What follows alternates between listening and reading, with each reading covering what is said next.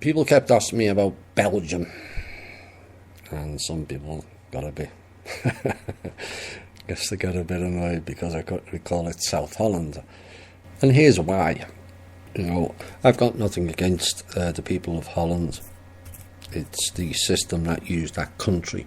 But Holland and its role in the divide and conquer empire, which was known as the British Empire, which involved Holland and Germany and France at different times, that their role in it has kind of been overlooked. It should be brought out into the light. It has to. You have to tell the whole story. So it's not an attack on the people of Holland. I've got a lot of followers in Holland, and I'm pleased, with the work of one particular person in there. I best not name. I don't want to bring more attention to certain people, given what's going on at the moment. I think the people of Holland and the listeners in Holland know who I'm referring to. That person has done sterling work on behalf of not only her own group but also THI. But the history has to be told, like the Russia history and the communist history. It's all a lie. The China history is a lie. The India history, oh my. The Vedic texts has nothing to do with India. Mahabharata, nothing to do with India.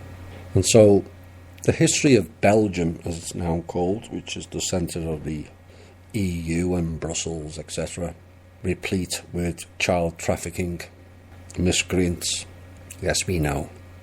But Belgium extends before the founding of the modern state of that name in 1830. And Belgium's history is therefore intertwined with those of its neighbours, what's now known as the Netherlands, Germany, France and Luxembourg, which is another created entity, didn't exist. Now, for most of its history, what is now Belgium was either part of a larger territory. Actually, that region came under the Rus at one point, going back. They all did, including Germany. It was part of the Carolingian Empire, or divided into a number of smaller states, prominent among them being the Duchy of Brabant, the County of Flanders, and the Prince Bishopric of Liège, which is a place in Belgium, and the County of Luxembourg. Now, due to its strategic location and the many armies fighting on its soil, since the 30 Years' War of 1618 and 1648, Belgium has often been called the battlefield of Europe, or the cockpit of Europe. And it's also remarkable as a European nation which contains and is divided by a language boundary between Latin-derived French and Germanic Dutch. And Belgium's modern shape can be partially traced back at least as far as the 17 provinces within the Burgundian Netherlands. Now, these lands straddled the ancient boundaries of the Scheldt that had divided medieval France and Germany, but were brought together under the House of Valois-Burgundy and unified into one autonomous territory by their heir, Charles V, the Holy Roman Emperor. And that was in his pragmatic sanction of 1549. Now, the 80 Years' War of 1568 and to 1648 led to the split between a northern Dutch republic and the southern Netherlands, from which Belgium and Luxembourg developed. So I was correct. Belgium and Luxembourg was part of South Holland. Now, this southern territory, and here's where it brings up to more modern day, you'll be familiar with this name, descendants of Ms. von Reitz.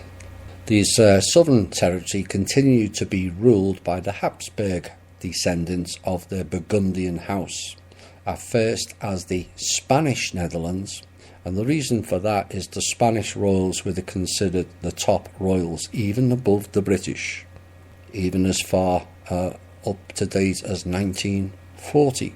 Whether it's still the case, I'm not too sure. And invasions from France under Louis XIV led to the loss of what is now Nord-Pas-de-Calais to France, while the remainder finally became the Austrian Netherlands. Remember the piece I did about what's the real name behind the term United States?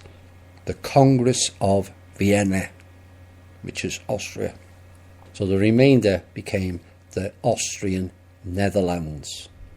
And the French Revolutionary Wars led to Belgium becoming part of France in 1795, bringing an end of the semi-independence of areas that had belonged to the Catholic Church.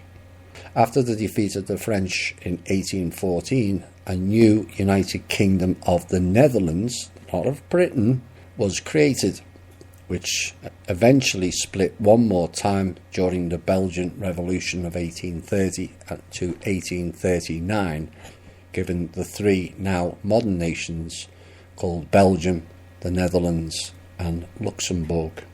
So there you have it, the history of Belgium and Holland. It's the same game, same people running the same programme. Divide and conquer. Look what they did with Yugoslavia. Look what they tried to do in Ukraine. Maybe already have. Split it. Look what they did with Holland. Split it. Look what they did with the United Kingdom. Split it. 4 countries, 5 countries. If we had the Republic of Ireland. I know some of the Irish people won't like that term, but it's reality. Everywhere they go. Look at America. Split it into 13 colonies, and then it went into 50. Then they decided to add another one called Puerto Rico. It's all divide and conquer. And countries, like I keep saying, are not important. People are. And we have to have better thinking going forward. Oh, them nasty Russians, them nasty Chinese, them nasty Brits and them nasty Americans. It's not representative of those people. I keep telling you, they use countries for divide and conquer.